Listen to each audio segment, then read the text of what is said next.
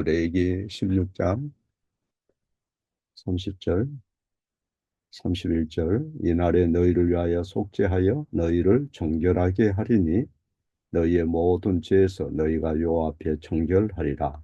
이는 너희에게 안식일 중에 안식일인즉 너희는 스스로 괴롭게 할지니 영원히 지킬 규례라. 아멘. 히브리서 10장 11절 말씀. 제사장마다 매일 서서 섬기며 자주 같은 제사를 드리되 이 제사는 언제나 죄를 없게 하지 못하거니와. 아멘. 주의 날, 일주일, 6일, 18, 19번. 그런데 누가 참 하나님이신 동시에 참 사람이고 의인이신 그런 중보자입니까? 우리 주 예수 그리스도는 하나님께로서 나와서 우리에게 지혜와 의로움과 거룩함과 구속함이 되신 분입니다. 제19문 어디에서 당신은 이것을 압니까? 거룩한 복음으로서 하나님께서 처음에 낙원에서 친히 계시하셨습니다. 후에 족장들과 선지자들로 말미암아 이 복음을 선포하셨으며 또한 율법의 제사들과 다른 의식들로서 예표하셨습니다. 마침내 그분은 자신의 독생자를 통해 그 복음을 완성하셨습니다. 우리는 실용적인 그런 사고의 습관에 길들여져 있기 때문에 성경에서 주님이 우리 죄를 다 용서했다고 해도 그게 과연 효력이 있겠나? 정말로 진정한 용서와 참된 속죄를 하셨나 하는 그런 의구심이 생길 수가 있어요. 히브리서 10장 11절을 보면 제사장마다 매일 서서 섬기며 자주 같은 제사를 드리되 이 제사는 언제든지 죄를 얻게 하지 못하거니와 이렇게 말씀합니다. 구약에서 수천 년 동안 자주 같은 제사를 드렸지만은 날마다 많은 제물을 드려도 사람의 죄를 제거할 수 없다 이렇게 말씀해요. 속죄일이 특별하긴 하지만은 해마다 속죄일을 지켜야 했었고 그것만으로 하나님께 가까이 나아가는 자들을 깨끗하게 할 수 없었습니다. 하나님의 진노의 짐을 피조물이 어떻게 감당해낼 수가 있겠어요? 염소와 황소의 피가 어떻게 사람의 그 무거운 죄값을 지불할 수 있겠느냐 이 말이에요. 그런데도 하나님께서 명하신 그 제물의 이면에는 거저 베푸시는 하나님의 은혜가 하나님으로부터 임한 거죠. 실제로 하나님의 그 속죄가 주어졌고 하나님으로부터 용서도 주어졌고 하나님의 보좌로부터 진정한 자비가 그들에게 넘쳐났어요. 그 재물이 이 효력이 있어서가 아니고 그 재물 자체의 어떤 능력이나 효력이 있어서가 아니고 하나님의 어린 양 예수님이 더 큰 재물로서 하나님 앞에 바쳐질 것을 예표하는 거죠. 그래서 예수님의 그 재물 때문에 그들이 용서받은 거예요. 구약이든 신약이든. 그래서 지리 19번에 보면 거기 보면 예표했다 하는 단어가 있죠. 예표했다. 이 말은 예고했다, 예시했다, 그 비슷한 단어예요. 미리서 어떤 일을 보여주었다, 미리서 증언했다 그런 뜻이에요. 율법의 의식과 희생 제사를 통하여 예시했다 이렇게 되어 있잖아요. 그 다음에 연속된 그 내용을 보면 마침내 그의 사랑하신 아들을 통해서 완성했다, 성취했다 이렇게 되어 있어요. 마침내. 예표라는 단어가 있고 마침내 성취했다, 완성했다. 벨직 25항에도 보면 율법의 의식들과 예표들이 거기 보면 예표라는 말이 있어요. 그리스도의 강림으로 종결되었고 또한 모든 그림자들이 다 성취되었다, 완성되었다 이렇게 되어 있어요. 그래서 더 이상 구약의 제사는 이제 우리 그리스도인들에게는 폐지가 되는 거죠. 구약의 제사라는 것은 그리스도에 대한 그림자에 불과한 거예요. 그리스도께서 이루실 일에 대한 예표예요. 그러니까 그리스도와 그 그리스도께서 이루실 일에 대한 예표고 그림자다. 그래서 그 제물들은 궁극적으로 대제사장이신 오직 한 분, 완전한 하나님 앞에 제물이 되시는 하나님의 어린 양을 예표하고 가리키는 거죠. 그러면 누가 우리 죄값을 하나님께 온전히 지불할 수 있느냐 할 때 율법의 모든 우리의 요구사항, 우리에 대한 요구사항을 충족시키는 분은 예수님밖에 없어요. 우리의 죄와 죄책을 처리할 수 있는 어, 그런 하나님께서 신임하고 하나님으로부터 자격을 받은 분은 예수님밖에 없다. 그래서 예수님은 단지 인간에 불과한 게 아니고 그 이상이죠. 하나님이시죠. 그래서 지리 16에 보면 그리스도는 죄를 지은 동일한 인간 본성을 지닌 참 사람이었으며 다른 사람의 죄값을 위하여 지불할 수 있는 의로운 사람이었다. 이렇게 되어 있어요. 그리스도는 참 사람이면서 참 하나님이셨어요. 지리 17번에 보면 이는 그의 신성한 능력으로 그의 인성으로 하나님의 진노의 짐을 지시려 함이라. 하나님의 진노의 짐을 그의 신성한 능력으로 지기 위함이라. 이렇게 기록합니다. 히브리서에서 우리는 어, 그 놀라운 위대한 대제사장을 보게 되죠. 히브리서는 구약의 대제사장이 지성소에 들어가는 것은 그 제사장이 하나님의 보좌에 자비를 청구하려고 가까이 나가는 것과 같다고 말씀합니다. 그분이 십자가 달리셨을 때 손과 발에 못이 바뀌어서 움직일 수 없었지만은 위대한 대제사장으로서 하나님의 자비를 구하는 그 일을 하고 있었던 거예요.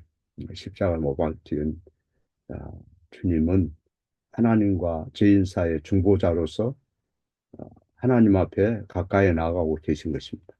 히브리서 9장 12절에 예수께서 자기 피를 가지고 지성소에 들어가셨느니라 이렇게 말씀합니다. 구약의 대제사장이라는 것은 하나님께 자기 피를 가지고 들어가신 그 하나님의 아들을 향해서 긴 그림자를 드리운 것과 같아요. 레위기 16장에서 볼 수 있는 것은 장차 오실 하나님의 어린 양에 대한 예표인 거죠. 그러나 거기 보면 그리스도는 장차 오실 분은 제사장이면서 제물이시다 하는 것을 알 수가 있어요. 그분은 희생양이요, 아사셀 양이요, 또 거기에 나오는 첫 염소처럼 그리스도는 하나님의 백성의 죄를 위해서 대속물이 되신 것입니다.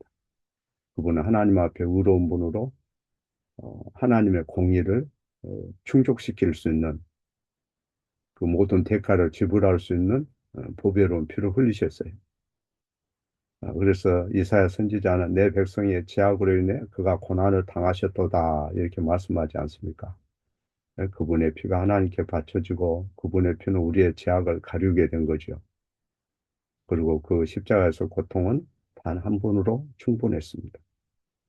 단번의 제사, 단번의 피 흘림으로 우리의 모든 죄 문제를 해결하고 하나님께 공의를 만족시키고 완전한 대속물이 되신 거죠.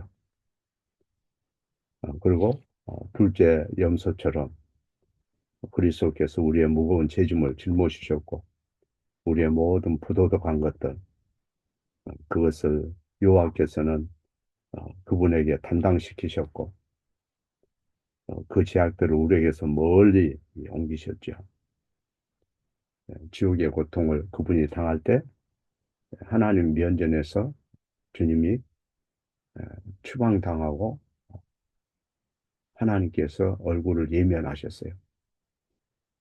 그래서 우리의 죄를 하나님의 눈앞에서 영원히 짊어지고 어, 어, 영원한 어떤 블랙홀 속으로 우리 죄를 가져가신 거죠. 그래서 시편 103편에 보면 동이 서서 먼 것 같이 우리 죄가를 우리에게서 멀리 옮기셨으니 이렇게 말씀합니다. 그래서 우리가 어떤 죄를 지었든지 간에 우리가 붙잡고 얼마 동안 있었던 그런 죄악들이 중다할지라도 그 죄를 고백하고 돌이키면 주님이 얼마든지 우리를 받아주시고 용서하셔요. 문제는 우리가 그 죄의 습성을 자백하고 성령께서 도와달라고 주의 피로 씻겨주시고 성령이 나를 거룩하게 주님의 의와 거룩을 입혀주시고 또 변화되게 해달라고 늘 기도해야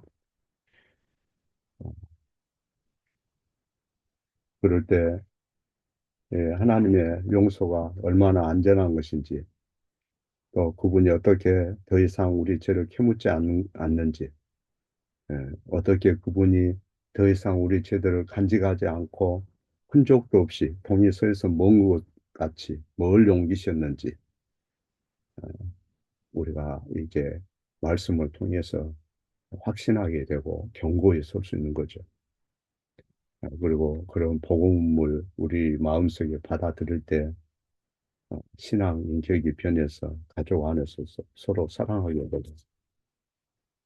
또 주님이 우리에게 관대하신 것처럼 우리도 상대에게 용서하는 그런 관대함을 나타낼 수가 있을 겁니다.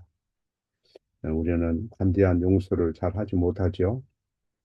누군가 예전에 내게 어떤 상처를 주거나 또 내가 어떤 트라우마에 붙들려 있으면 어, 그 사건이 자꾸 생각이 나고 그거를 지워버리기가 쉽지가 않아요. 어, 그러다가 부모나 형제나 자식들에게 툭 하면 그 생각 때문에 화를 낼 때가 있죠. 그러나 이 복음의 결과가 우리를 은혜로 가득 차게 하고 또 주님이 나를 받으셨기 때문에 우리도 다른 사람에 대해서 그런 태도를 가져야 돼요. 그래서 그 복음이라는 것은 그리스도의 희생에 어, 우리 인간이 더 이상 덧붙일 것이 없다. 예수님이 십자가에 죽으시고 우리를 구속하신 그 일 외에 우리가 더 거기에 기여할 게 없어요. 기여할 수도 없고 기여한다 해서 하나님께서 속죄에 대한 그런 공로로 인정하지 않습니다. 우리의 죄값은 너무 크고 무거워서 그것은 하나님의 에, 아들 예수님만이 살 수가 있어요. 어, 그래서 이 복음, 하나님께서 말씀하신 이 속죄에 대해서 우리가 늘 기도하고 말씀 가운데 성령의 역사로 어, 확신할 수 있어야 돼요. 물론 우리는 자신이 하나님 앞에 부족하다는 생각을 늘 하죠. 모든 사람과의 관계에서도 착한 일을 그다지 뭐 한 적도 없는 것 같고 하나님께서 바라시는 그런 기도를 충분히 하지도 못한 것 같고 또 지금도 가끔 자기도 모르게 실수하고 죄를 짓죠. 그것은 누구나 사실이에요. 우리는 하나님 앞에 충분히 헌신하지도 못했고 거룩하게 살지도 못했고 경건하지도 못한 건 사실이에요. 앞으로도 결코 우리가 기대하는 것만큼 천사처럼 변화되지는 못할 거예요. 네? 우리 스스로는 그곳까지 도달할 능이 없죠. 그래서 도움이 필요해요. 예수님은 이미 어, 구속의 일을 다 이루셨고 완성했어요. 그리고 우리는 그리스도를 믿음으로 이제 하나님과 화평을 누리게 되었고, 어, 우리가 믿고 있다는 것은 우리의 구원이 이보다 더 안전할 수가 없어요. 그래서 하나님 앞에 언제든지 은혜의 보좌 앞에 가까이 나아갈 수가 있어요. 하나님 앞에 좀 더 겸손하고 또 말씀을 늘 듣는 그런 위치에 있어야 되고 또 하나님께서 어, 하나님과 우리 사이에 막힌 담을 허무셨고 길을 열어주셨기 때문에 우리는 언제라도 그분께 나아갈 수가 있어요. 이런 이런 확신은 하나님께서 주신 선물인 거예요. 신실한 신자라도 물론 때로는 하나님이 두렵기도 하고 무거운 죄책감 속에 돌아다닐 수도 있는 거고 하나님께서 무정하신 것처럼 느껴질 때도 있을 겁니다. 그러나 하나님은 예수 그리스도 때문에 여러분을 용서하셨고 구속하셨고 양자로 삼으셨어요. 그래서 믿음으로 그리스도와 연합되면 예수님이 행하신 모든 것을 여러분이 행한 것으로 인정을 하셔요. 마치 한 번도 죄를 안 지은 것처럼, 마치 예수님이 모든 계명에 순종한 것처럼 그렇게 여기셔요. 연합되면. 그리고 예수님께 속한 것은 다 여러분에게 속한 거예요. 성부 하나님은 예수님 보실 때마다 여러분을 보셔요. 연합되어 있으니까. 그리고 우리를 보실 때 예수님의 십자가에서 지옥의 고통을 겪은 그런 모습으로 보셔요. 그리고 하늘에 함께 앉히운 자로 보셔요. 이를테면 끊임없이 하나님이 예수님 때문에 우리를 사랑하셔요. 그 말은 우리가 언제든지 은혜의 보좌 앞에 나갈 수 있고 기도할 수 있는 그런 특권이 있다는 거죠. 그러나 실제 기도하려고 그러면 기도하는 것이 그렇게 생각처럼 쉽지가 않죠. 기도하는 자체를 잊어버리기도 하고 그거를 귀찮게 여길 때도 있고 또 하나님 앞에 기도할 때 무슨 말씀을 드려야지 이런 생각할 때도 있고 주님이 정말로 듣고 계시나 이렇게 사탄이 의심의 화살을 우리에게 쏘아댈 때도 있고 그러나 우리는 말씀을 통해서 하나님께서 성경에 계시하신 그 말씀을 통해서 예수 그리스도를 통해서 하나님 나를 기뻐 받으시고 온전한 용서를 하셨고 다정다감하게 긍휼을 베푸신다는 것을 믿어야 돼. 그리고 하나님 앞에 어려운 일들을 하나하나 구체적으로 언급하면서 마음을 토할 때 하나님이 그 기도를 듣기를 원하셔요. 자기 자녀들의 예수 그리스도의 피로 구속받은 자기 자녀들의 그 목소리를 주님이 듣고 싶어 하셔요. 그래서 그리스도를 믿으면 값없이 하나님이 우리를 받으셨다는 거.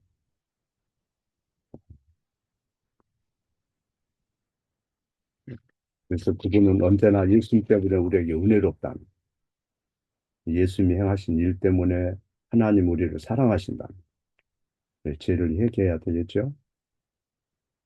우리가 세상 사람들의 그런 어, 음, 통념, 음, 그런 가치관에서 벗어나야 돼. 옛삶의 추악한 어떤 그런 모습에서 조금 이제 점프를 해야 돼.